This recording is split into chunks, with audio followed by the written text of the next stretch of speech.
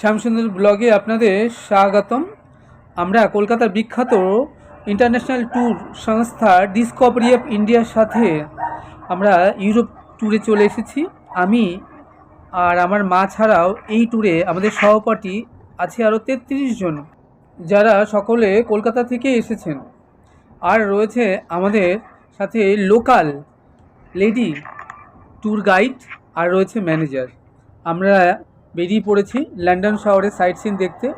আমাদেরকে এই lady tour guide ইনি বোঝাচ্ছেন রানী এলিজাবেথ রাজপ্রাসাদের, প্রিন্স চার্লস এবং সেই সঙ্গে সেন্ট্রাল বিগ মিউজিয়াম সকাল 10টায় ওপেন হয় আর রাত 8টায় ক্লোজ হয়, সেই সম্পর্কে লন্ডন শহরের নানান খুঁটিনাটি তথ্য। So as we're heading towards the center of London, what we're going to do first, just one second.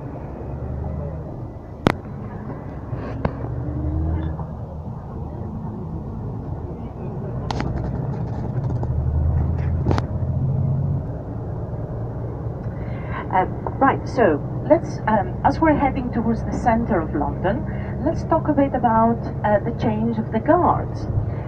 This is a ceremony that happens every day in the summer.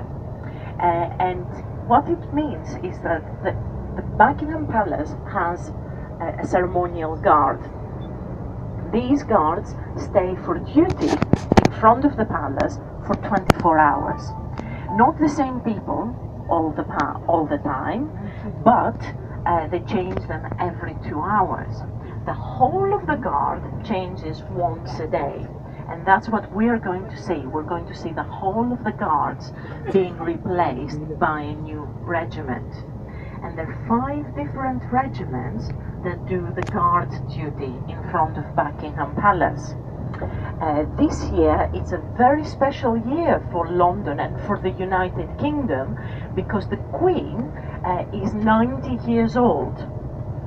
She was 90 on the 21st of April, and as a result we had lots of celebrations, lots of commemorations, and this year it's a special year for doing the change of the guards. So it's an important year. And did you know the Queen has actually 2 birthdays? She has one birthday on the 21st of April when she was born, and another one, the official birthday, in the summer, in June. And that is when all the countries of the Commonwealth celebrate the Queen. And India, being one of the countries of the Commonwealth, they can celebrate the Queen then if they want to. So it's a very, very big year this year for London, and the Queen has been the longest reigning monarch in British history. Before this year, that record was with Queen Victoria. Queen Victoria had been on the throne for 63 years. The current Queen, Queen Elizabeth II, is on the throne now for 64 years and counting, because she's still on the throne.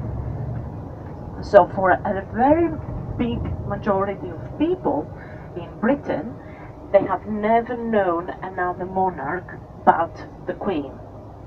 So she's very important, she's a very important lady. And this year, because she was 90 years old, she had a special program on the television where for the first time she didn't give an interview, but she was talking to her son, Prince Charles, about what it is like to be a queen for all these years. And so we've managed to see her speaking on another occasion rather than just on Christmas. The Queen speaks to the public at least once a year on Christmas, when she reads a special announcement on what is going to happen in the country for the next year and what happened in the year before. So the whole of the British population, if they're awake and they haven't eaten themselves to sleep, they will watch the Queen's speech, as it is called. So it's a very important occasion for the British population.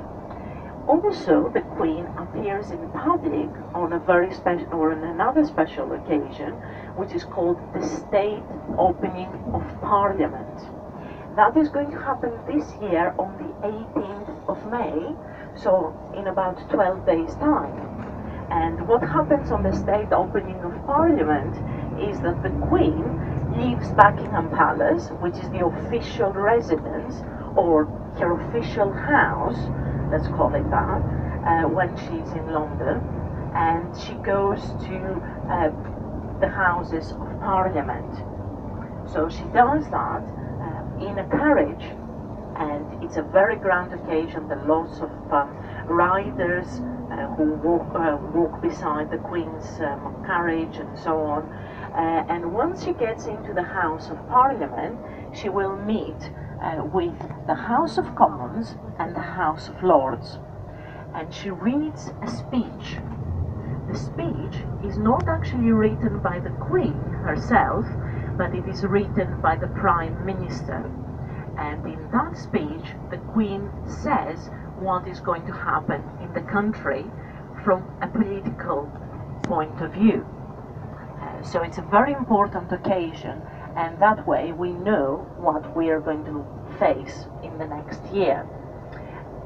We have a lot of respect for the Queen, but she has no political power whatsoever.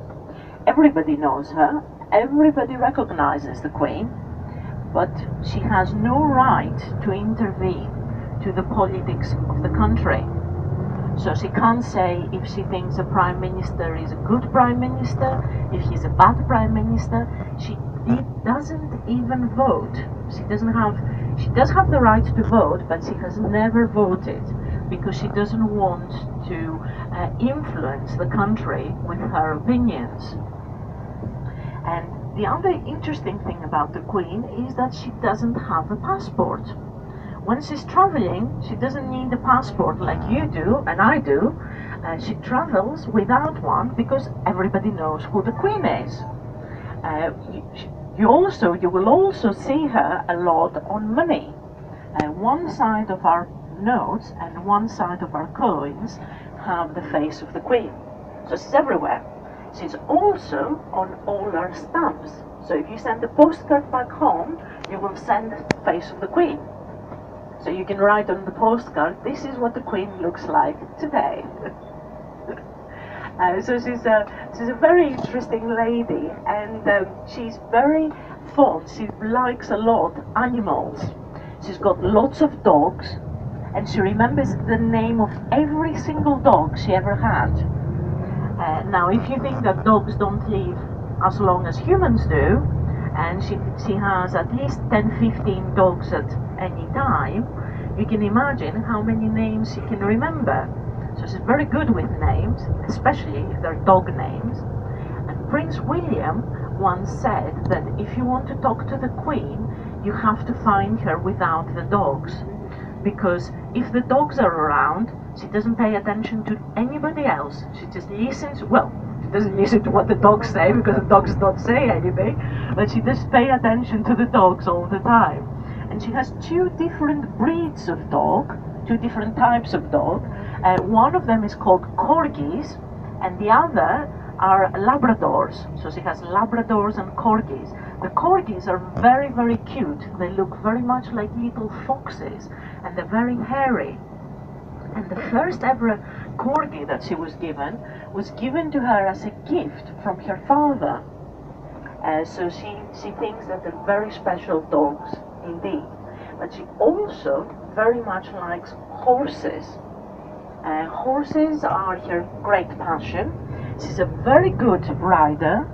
She used to ride until very recently in public, but now she only rides in private because she's quite an elderly lady and she doesn't want people to see her on top of a horse. But when she goes on holiday, she has a special palace in Scotland, which is called Balmoral, and that's her holiday house, and that's where she goes and does all the riding. So a lot of information about the Queen there.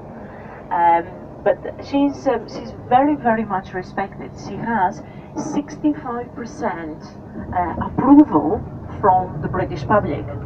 And guess who has even more approval than the Queen? It's Prince George, isn't it? Everybody loves a little baby. Prince George is the son of Prince William. So he's the Queen's great-grandson. And she has several great-grandchildren. Actually, she has 9 great-grandchildren.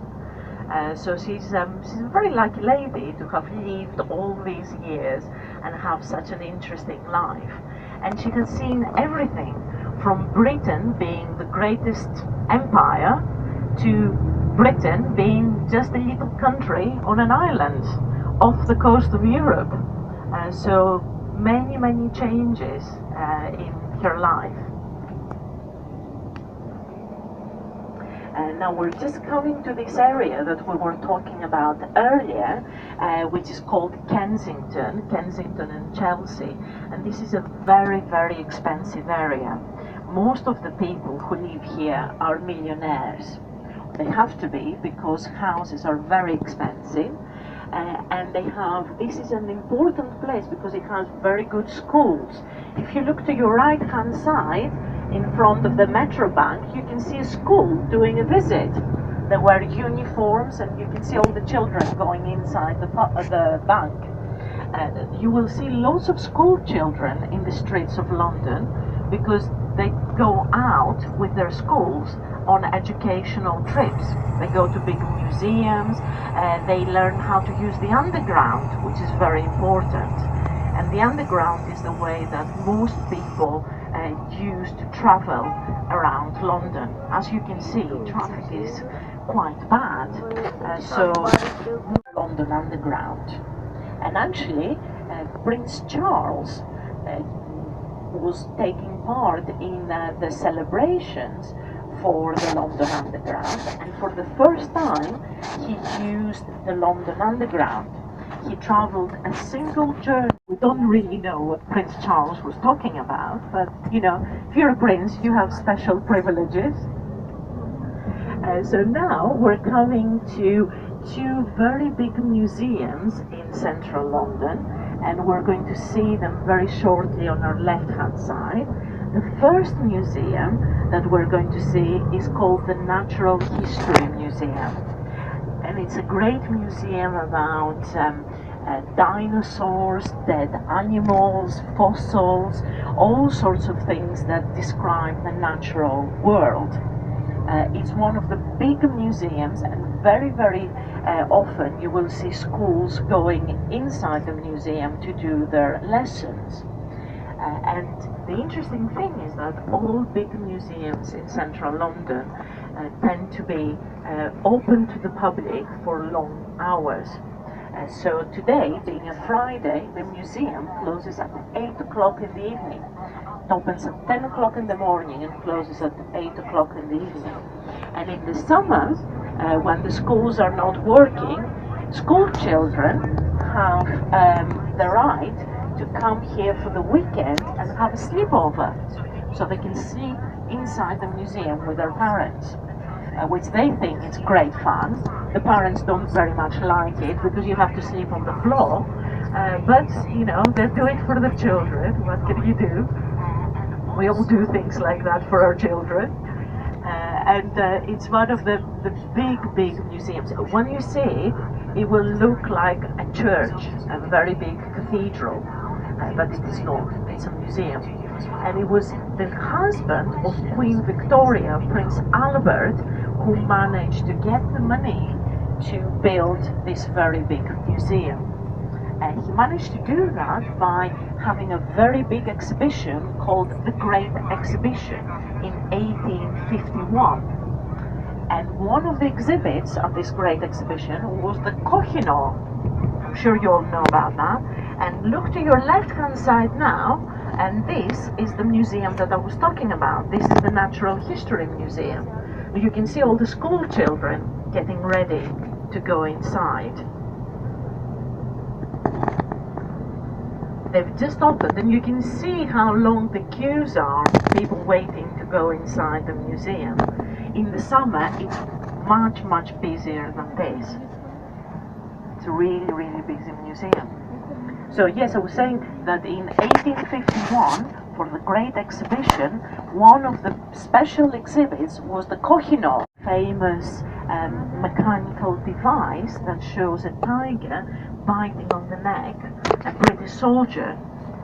So it's quite interesting to have such an object in a very British museum.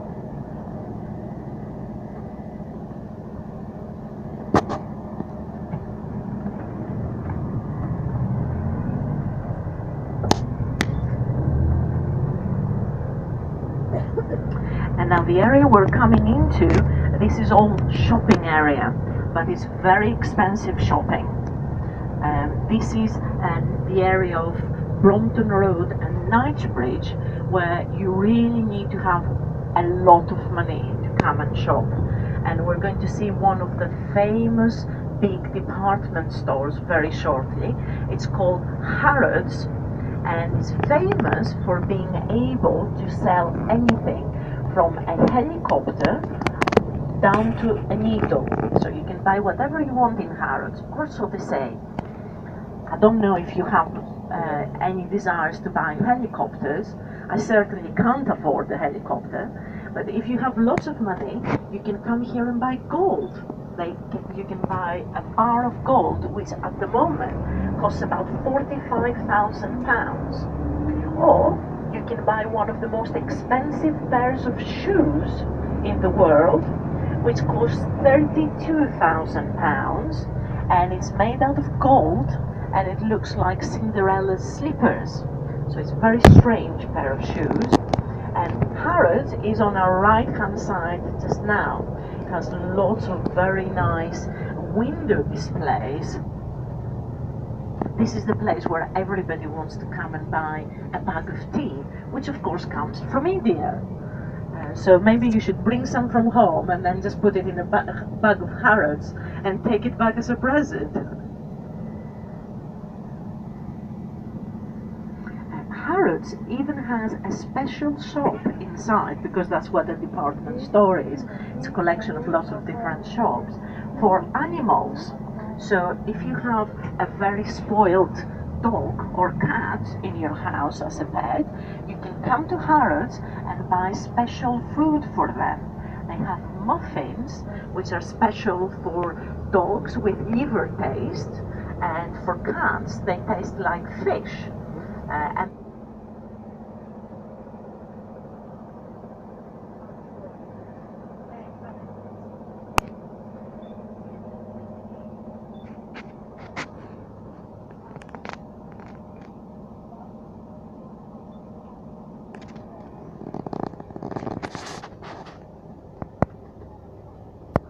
able to buy hay for the horses here. Until the beginning of the 20th century, London had 1.5 million horses. So you can imagine how much hay you needed to buy for that. But today, most people come here for the two big theatres, Her Majesty's Theatre and King's Theatre, just here on the left and right hand side.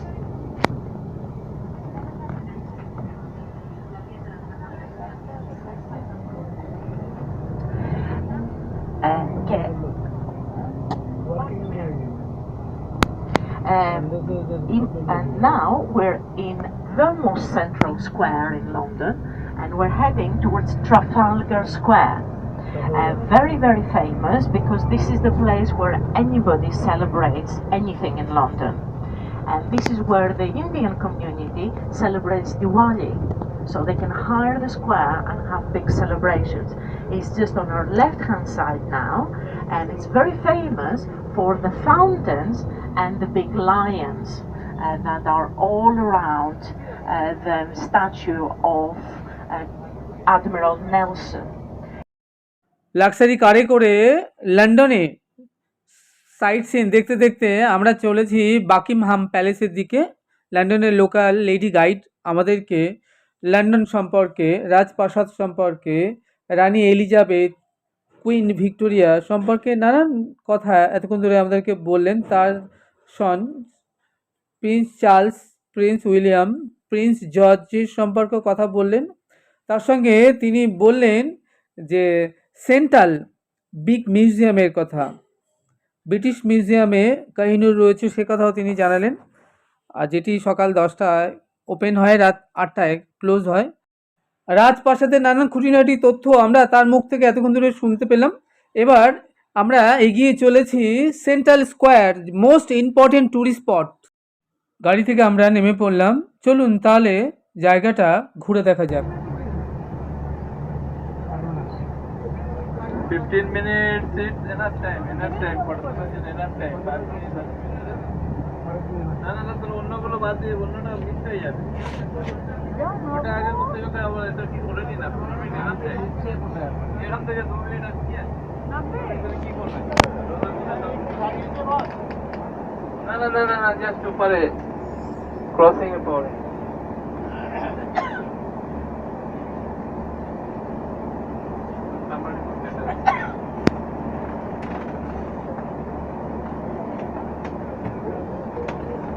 না যেখানে সেখানে নামাবে না,